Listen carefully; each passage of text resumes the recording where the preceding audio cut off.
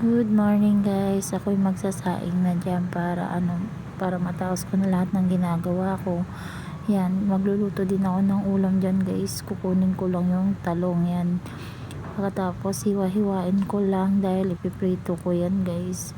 Para matapos ko na lahat ng ginagawa ko.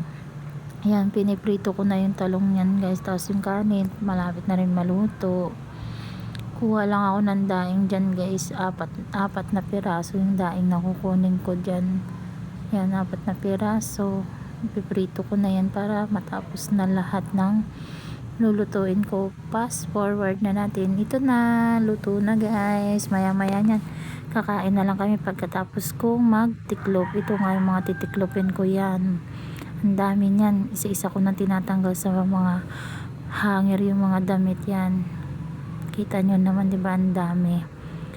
Yan, tamang tiklop na ako dyan para ilalagay ko na. Ito yung nakakapagod na trabaho, no mga guys.